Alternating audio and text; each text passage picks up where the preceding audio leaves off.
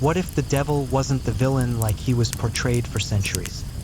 In this video, we'll explore two chilling tales that defy all expectations, that show a very different side of the Prince of Darkness. In the quiet village near Lublin in 1637, there lived a widow with 3 children. Though her means were modest, she found contentment in her peaceful life. Her small home, nestled on fertile land, provided more than enough for her family. Every harvest brought good yield, her crops thriving as if blessed by fortune itself. She may have been alone in the world, but she knew joy in the simple things, her children's laughter, the rich soil that nourished them, and the serenity that surrounded her home. But as is often the case in life, peace can be as fragile as glass. A nearby nobleman, wealthy and influential, set his sights on her land.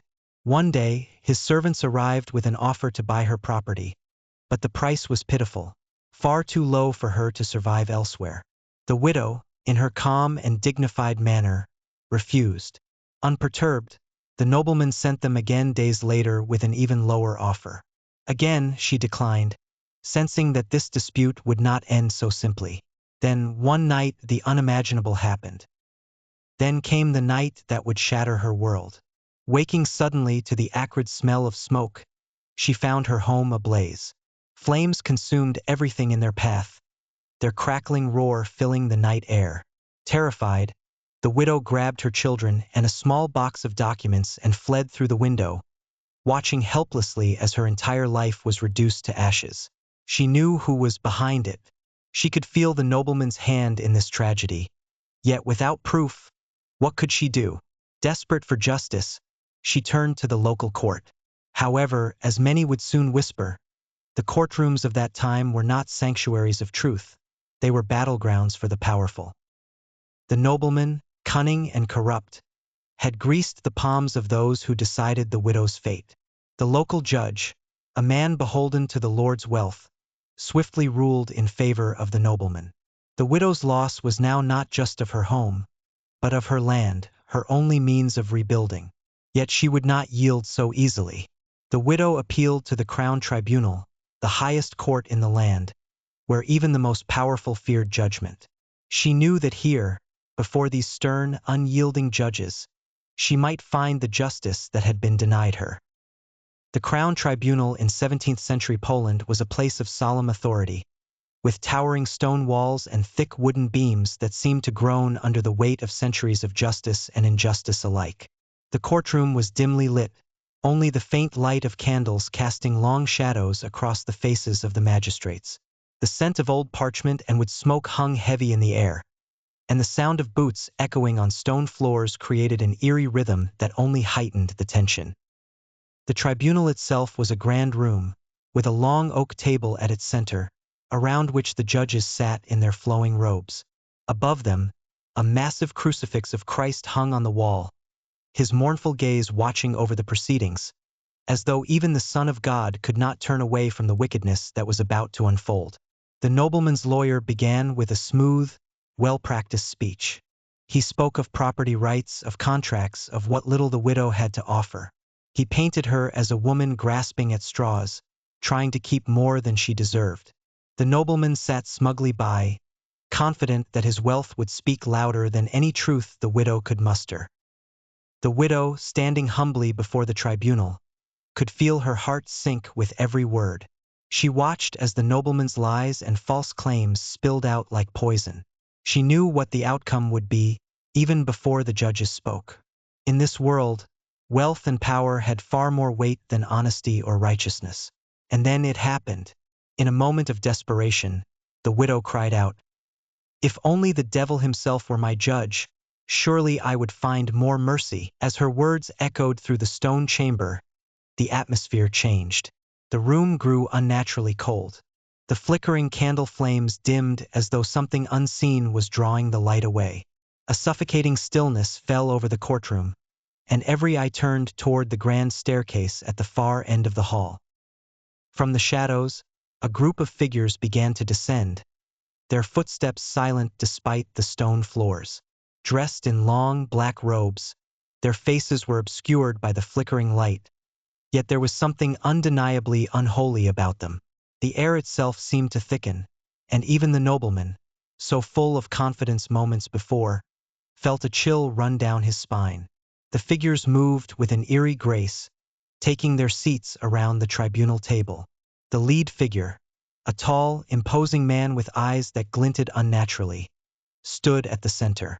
His presence filled the room with an almost tangible sense of dread. His sharp features seemed to shift in the shadows, and though his words were soft, they carried a weight that silenced the entire room. He took on the role of the widow's defender, his voice weaving through the courtroom like a cold wind. There was a quiet menace in the way he spoke, as though his words could strip the lies from the nobleman's case with ease. The nobleman's lawyer stammered, suddenly unsure of himself under the gaze of these unnatural judges.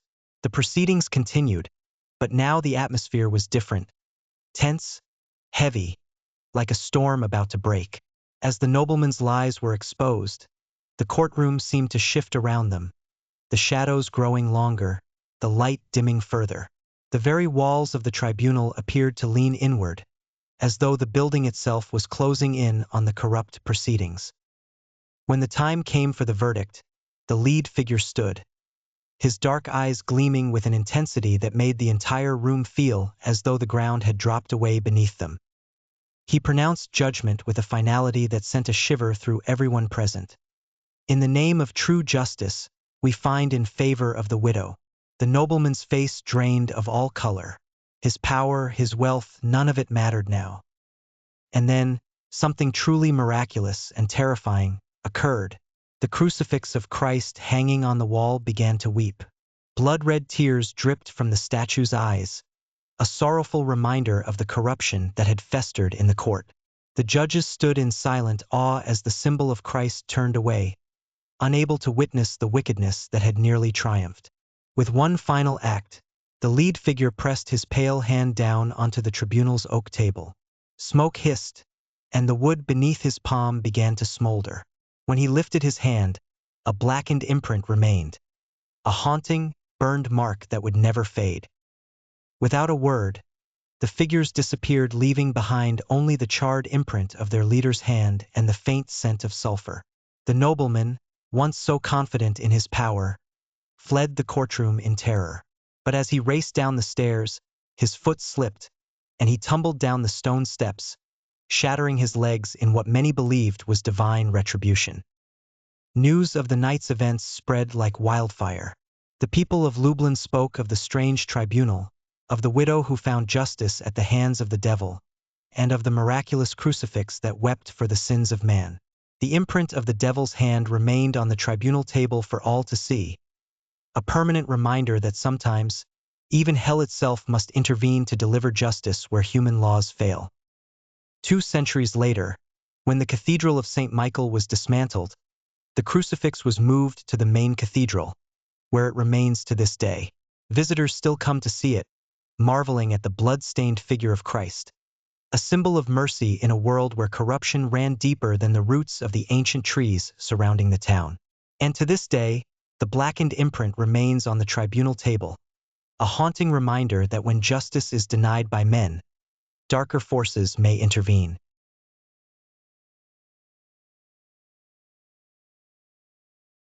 As the crisp autumn air enveloped the quaint villages of Ireland, the leaves began to turn shades of amber and crimson, signaling the arrival of All Hallows' Eve, a night steeped in ancient traditions and eerie tales.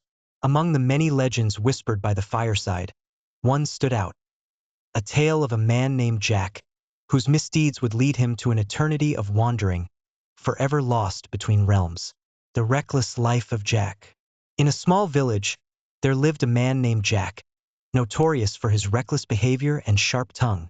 Known to frequent the local pub, Jack spent his days wallowing in drink and mischief, earning the disdain of his neighbors. His heart was as cold as the winter frost, and he was notorious for his meanness, particularly towards those less fortunate than himself. Stories of Jack's exploits traveled far and wide, often ending with a warning: beware of the man who drinks too much and cares too little. One fateful night, As shadows stretched long across the cobblestone streets, Jack found himself in his usual haunt, a dimly lit pub filled with laughter and cheer. He raised his mug high, toasting to his own wickedness, unaware that this All Hallows' Eve would seal his fate, a fateful encounter.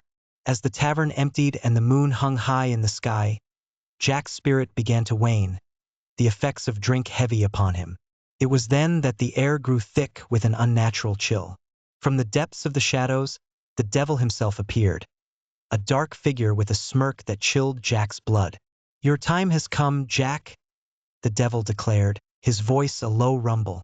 "I've come to claim your soul." Desperate to escape his grim fate, Jack, quick-witted even in his intoxication, pleaded for one last drink before departing. The devil, intrigued by Jack's cunning, agreed but reminded him that he had no money to pay for it. "Take on the form of sixpence, and I shall pay for the drinks," Jack proposed, his mind racing. The devil, amused, transformed himself into the coin. In a swift motion, Jack snatched up the sixpence and stuffed it into his wallet, which bore a cross-shaped clasp. With the devil trapped, Jack's laughter echoed through the pub. "Release me, and I shall let you go. If you promise not to bother me for a year," he bargained. "A year of false penance." The devil, enraged yet desperate, agreed to Jack's terms. For the next year, Jack made an effort to change his ways, attempting to mend relationships with his wife and children, visiting the church and giving to the needy. But old habits die hard, and soon, Jack returned to his selfish ways, his heart untouched by the fleeting moments of goodness he had once embraced. As the next All Hallows' Eve approached, Jack stumbled home late one night, the weight of his vices hanging heavy on his shoulders. To his surprise, the devil appeared once more, this time with a furious countenance. "Jack, I've come to claim what is rightfully mine," the devil growled, reaching for Jack's soul. Yet Jack was not one to back down easily. In a final act of desperation, he pointed towards a tree laden with apples. "Oh, great devil, allow me to help you fetch one of those delectable fruits. Climb upon my shoulders, and I shall lift you high." The devil, eager to indulge, complied. As the devil hoisted himself into the branches, Jack seized his pocket knife, carving a cross into the trunk of the tree, trapping the fiend above. "You will not escape until you grant me another boon," Jack demanded, his heart racing with the thrill of his deception. The final bargain. "10 years of peace, I offer you," the devil bellowed from his prison above. But Jack, always the trickster, pushed further. "I want you to promise never to bother me again." The devil, caught in Jack's clever trap, reluctantly agreed, and Jack released him, believing he had outsmarted the Prince of Darkness. Yet, time has a way of catching up with even the most cunning. Jack lived his years in a haze of drunken revelry, until at last, his body succumbed to the ravages of his vices. As death came knocking, Jack felt the chill of the grave wrapping around him. He stepped forward, ready to enter the gates of heaven. But he was met with a firm rejection.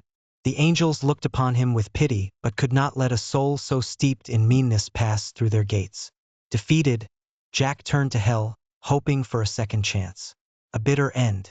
However, the devil had not forgotten Jack's cunning ways. "You have trapped me once.